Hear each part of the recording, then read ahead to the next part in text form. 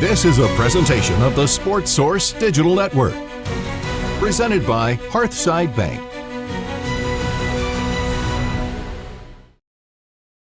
How does Tennessee end their struggles Saturday against Florida? And the 5 plays that are going to make you money. We'll tell you now.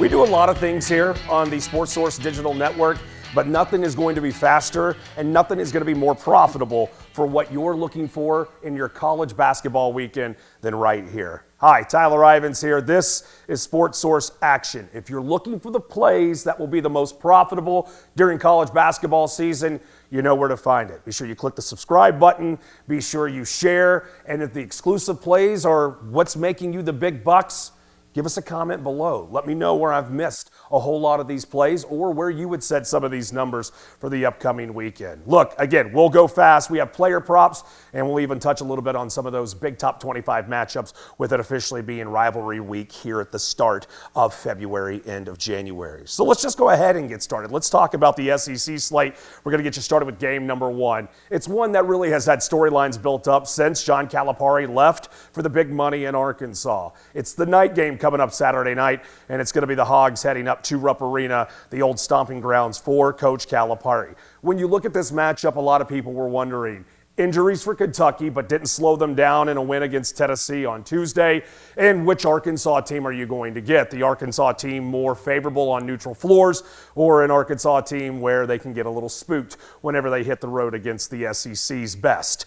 Tonight, this is going to be a firm line of around a dozen and a half points. Question is, how quickly did you get to it? Little gambling 101 from your friend Tyler Ivens. If you're betting the underdog, wait until near tip. If you're wanting to bet the favorite, you need to get on these lines as soon as they get released from Vegas. So when you see a number that's going to flirt somewhere in the neighborhood of around 11 and a half, somewhere in the 12 neighborhood, how does things play tonight? Do the injuries continue to handicap Mark Pope and a Kentucky team that was very reliant on second chance points and three-point shooting efficiency against Tennessee?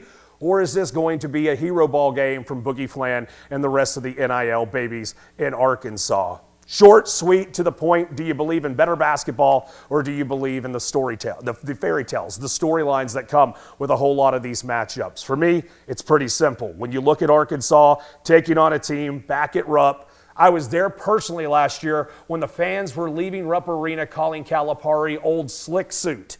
Well, with that being said, Old Slick Suit, he's going to go back home. He may not win this basketball game, but he's not going to get shown the door early.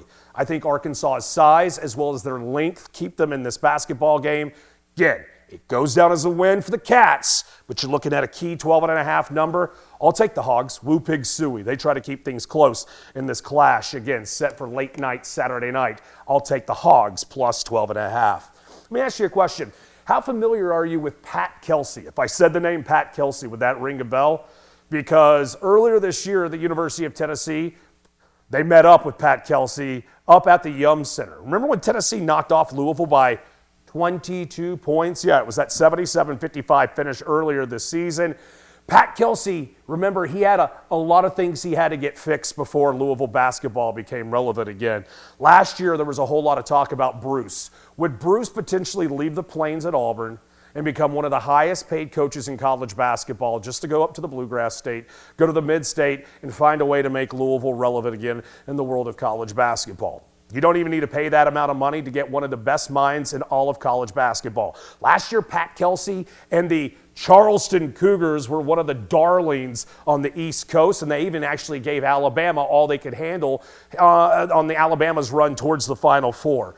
Soon as the hire was made, a lot of people wanted to know how quickly could the free-throwing, three-point deep shooting Pat Kelsey Cougar style make its way over to Kentucky.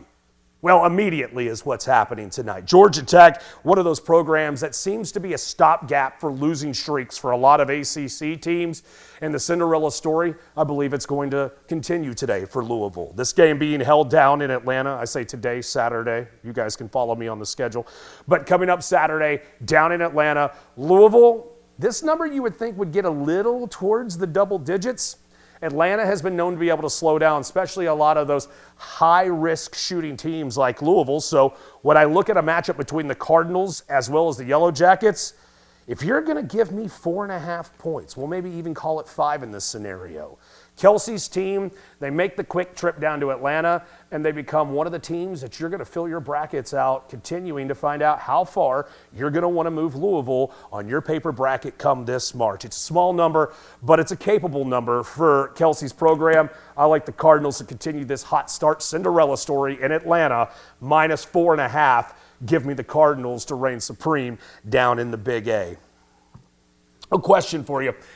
Was there any doubt that Dan Hurley's program was going to three-peat? Think about this just momentarily, if you will. If you turned on the radio, maybe over at 99.1 The Sports Animal, or perhaps maybe if you're watching the Sports Source, there was always that talk of, well, college hoops with Dan Hurley and UConn, or three-peating with Andy Reid and the Philadelphia Eagles against the Kansas City Chiefs. By the way, just a little bit of a teaser, coming up on next week's Sports Source action, we're going to take a deeper dive into those Super Bowl 49 prop bets. So for those of you, again, be sure that you click subscribe. We'll get a little, we'll say playful with Gatorade colors, as well as some of those prop bets when it comes to the Chiefs and the Eagles. What was the bigger three-peat storyline this year? Dan Hurley and the Huskies, or Andy Reid and the Chiefs?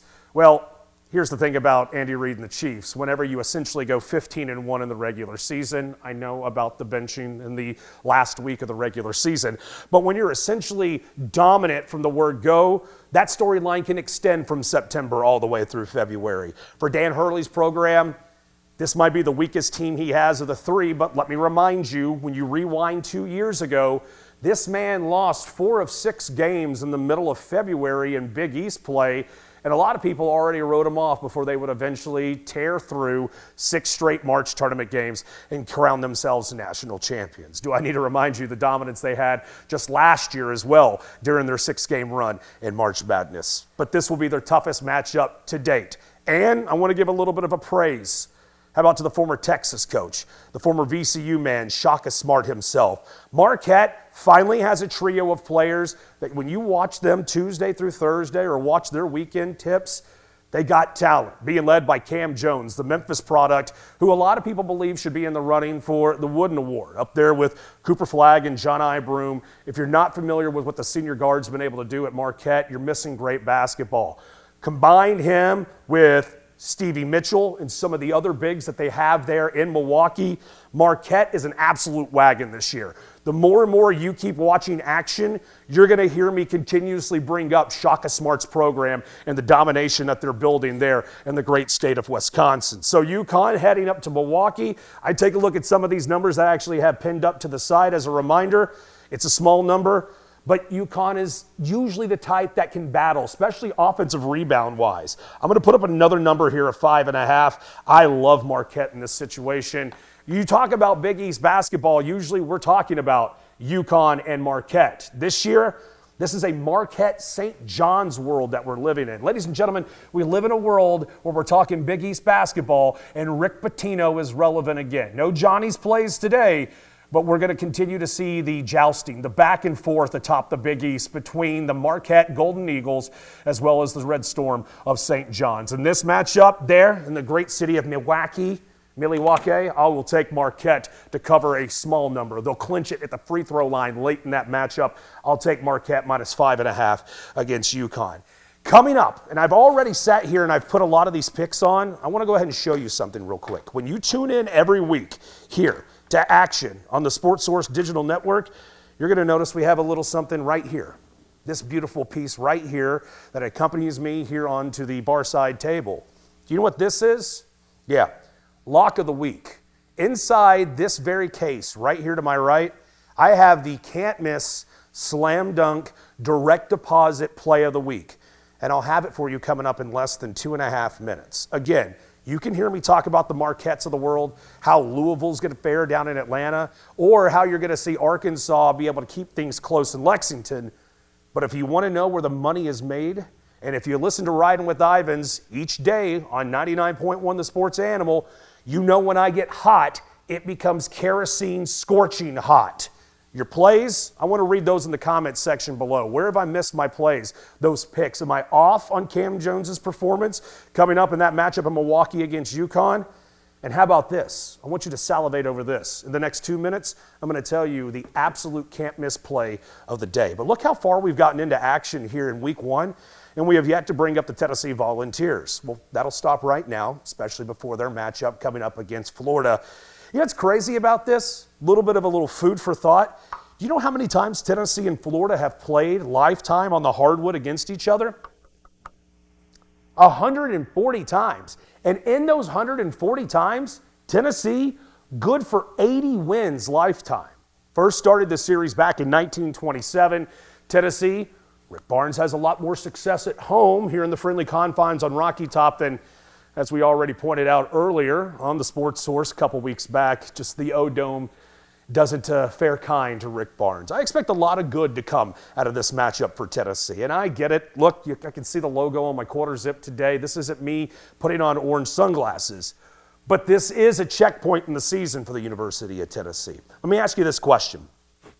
Who's the leading scorer for the University of Tennessee? Right, Chaz Lanier, probably the most important piece that Tennessee has had in the transfer portal since Dalton Connect last year.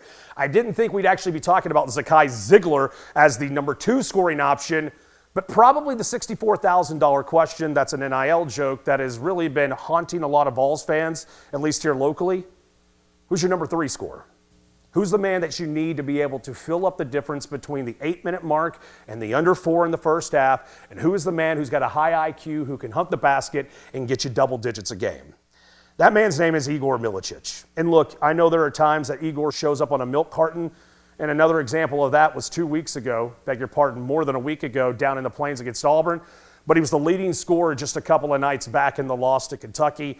That's the player that Rick Barnes, that's the player that Tennessee basketball thought that they were getting themselves into whenever they grabbed the transfer out of Charlotte. I watched this man last year finish 3rd in college basketball in offensive rebounds collected per game. Now, I need to see more points out of him.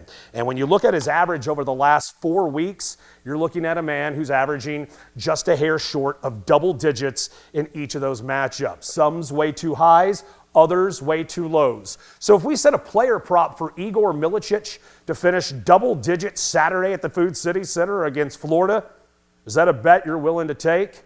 If you cut back on shots from Chaz Lanier, if you decrease the volume of shots for one Zakai Ziegler, and you separate a lot of the shots that are going to be waiting for Jordan Gainey coming off the bench, you give him 8 to 11 shots, a couple of trips to the free throw line. How does this not hit? How does this not hit coming up on Saturday night when Tennessee and Florida get together? Yeah, I'm going to take the over 9.5. Your player prop for coming up this weekend, Igor Milicic. For the different states that allow player prop bets, you need to look for players. Tennessee, Igor Milicic. If he finishes in double digits, we go home a winner. All right. This is something you guys have been waiting for. I'm very anxious to be able to show this to you. First and foremost, again, my name is Tyler Ivens. I want to say thank you so much for tuning in here to Sports Source Action. But this is what you've been waiting for. This is the moment you've been waiting for right here. Every week on Action, we're going to bring you a lock of the week. The one game that you can absolutely go to your sports book on your smartphone and lock, smash away, and find a way to have some walking around money. I like to refer to it as pizza money. Without any further ado, how about it? Week 1, lock of the week. We'll look back on this and find out just how close we were or how bad we missed it. But based on how things have been going the last couple of weeks, I think you're going to love what we have in here. And the debut of the lock of the week here on Sports Source Action, let's go to the biggest rivalry of the weekend. Let's go to Tobacco Row. It's the first showdown of the year between Duke and UNC. Throw everything you ever thought about Duke Blue Devil basketball and North Carolina Tar Heel basketball when these two get together. R.J. Davis against candidate for Player of the Year, Cooper Flagg. You're going to give me over double digits. I don't care if they played this game at the YMCA. I'm going to take North Carolina to be able to keep things close, much like we've already seen this year. Just days ago, NC State, they, as a 22-point underdog, were supposed to get rolled in that matchup. NC State kept things close.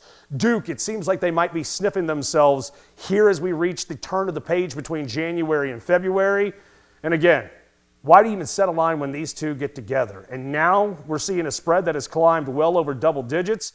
RJ Davis, Hubert Davis, that North Carolina roster can keep this thing close. This, lock of the week.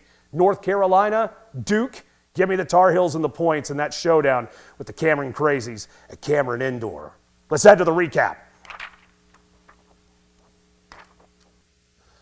Now, before we get to the recap on the big board, there's a couple of people we got to say thank you to. Sports Source action could not be made possible every week without the friends over at Advent Electric. You can give them a ring at 865-588-0631, providing high-quality electrical services for well over 46 years. Nick, Kevin, gentlemen, thank you so much. Let's bring the numbers to the public each and every week here on the Sports Source Digital Network. Play number one, call me crazy. He's going back to his palace. It's going to be the Superstar Night Tip game between Kentucky and Arkansas.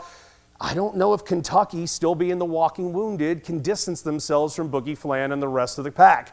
Again, Kentucky wins. Woo Pig Suey. The Hogs keep things close before the standing ovation for Coach Calipari. Let's go to Louisville. I like Pat Kelsey to be able to leave the Bluegrass State, go to Atlanta, pick up another ACC win, and the Cinderella story continues. Birds over the Bees when they get together in A-Town. How about the Advent Electric play? I like Marquette. Shaka Smart finally is making headway in Milwaukee, and he's showing why he's the best team in the Big East. They're better than 6 points against the two-time defending national champions.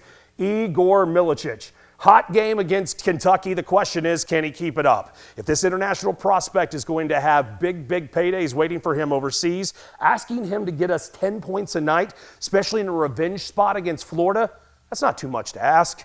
Throw everything out the door when they get together. It's the rivalry game at Tobacco Road. 15.5? Get out of here. RJ Davis, Cooper Flag, and a matchup between the Heels and the Devils.